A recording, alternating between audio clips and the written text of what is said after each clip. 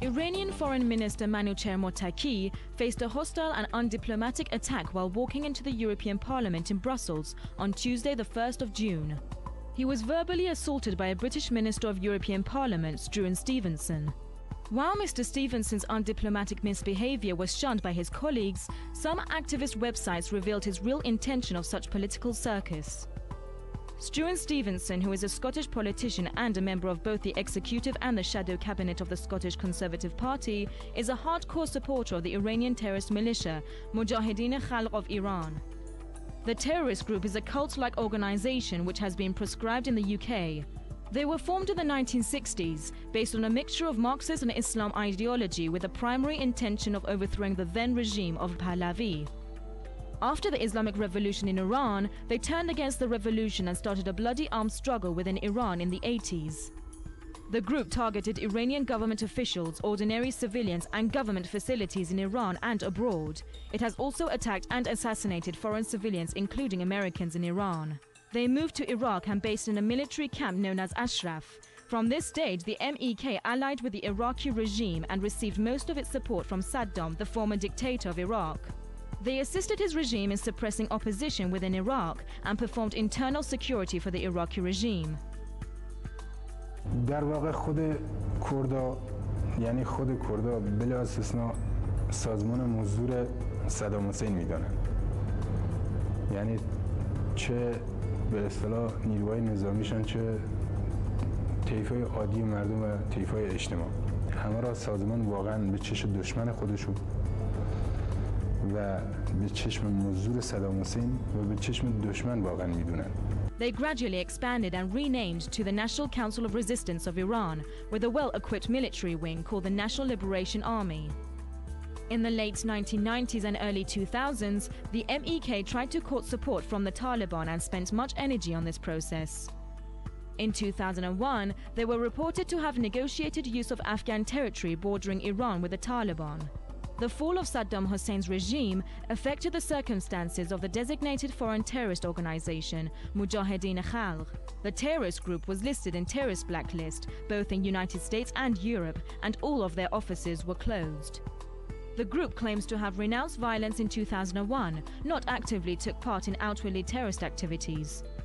Issues regarding the personality cult that surrounds its leadership have evolved, with many defectors exposing the internal workings of the organization as abusive and corrupt. A recent report by Human Rights Watch further elaborates on continual reprisals against members wishing to leave. This includes solitary confinement, mental and physical torture, and interrogation. Today, the National Council of Resistance of Iran, NCRI, is known as an umbrella for the terrorist group. They have convinced or even bribed a number of politicians and leaders in the West, including the United Kingdom, to support them and to remove them from the terrorist list. The terrorist cult has also a dark background of fraudulent fundraising campaign and money laundering. In 1998, the Charity Commission of Britain closed the Iran Aid Charity Association, a cover company for the MKO, because it could not prove that the funds were being used for the purpose for which they were raised. Despite the assignment of MEK in the terrorist list and the other illegal financial activities, the confirmed reports reveal they were free to pursue their activities within the United Kingdom. Under the British Terrorism Act 2000, the definition of terrorism is for the purpose of advancing a political, religious or ideological cause, the use or threat of action designed to influence a government or to intimidate the public or a section of the public, which involves any violence against any person or serious risk to the health or safety of the public or a section of the public, or is designed seriously to interfere with or seriously to disrupt an electronic system. Terrorist organizations prescribed under this legislation cannot operate in the UK. It is simply illegal. Those found guilty are liable on conviction to imprisonment for no longer than 10 years, a fine or both. On the summary conviction, one would be imprisoned for no more than 6 months, a fine or both. As explained, regardless of the terrorist organization's prescription, there have been a number of events which have occurred in the UK which are in breach of the legislation. However, no action had been taken in stopping these events occurring. For example, a series of demonstrations outside the French embassy in London took place to protest the arrest of Mariam Rajavi in France under anti-terror laws in the summer of 2003. Supporters of the MEK were clearly seen to be protesting, holding MEK banners and flags. A number of protesters also set themselves alight, resulting in one fatality.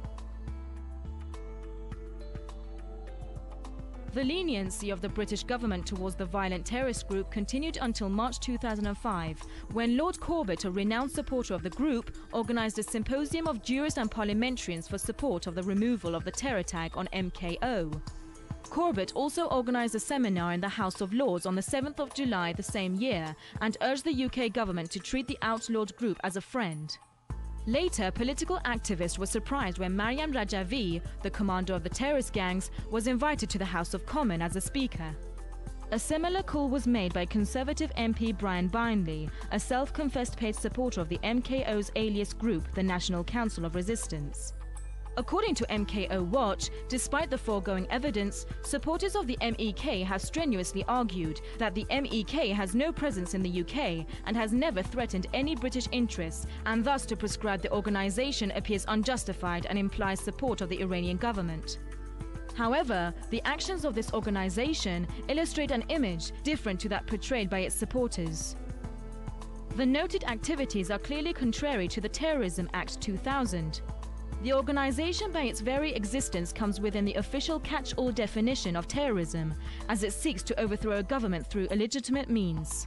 However, while it is recognised that many other legitimate resistance groups come within this broad definition, a clear distinction must be made between the MEK and other such groups, that is, MEK has a track record of targeting civilians.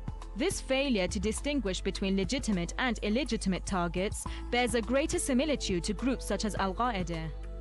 If there was to be any campaign to unprescribe a group, it is difficult to make such a case for groups which deliberately target civilians, such as MEK or Al-Qaeda.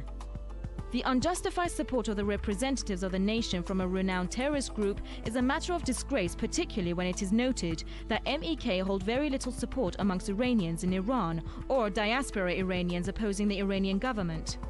Despite protestations of being a government on exile, it seems clear that the MEK have little or no democratic credentials, regardless of the issue of terrorist violence. This reveals a double standard from the government. It is clear that British laws should be indiscriminate in nature and cannot prescribe an organisation because it disagrees with its objective, but rather through the means employed to achieve this objective. Such double standards undermine further the already shredded credibility of a government that claims to want to attack terrorism, but seems to rather even support terrorism for the sake of the political objectives. In future, we will reveal more evidence of shameful corruption of some British politicians in the terrorist group support.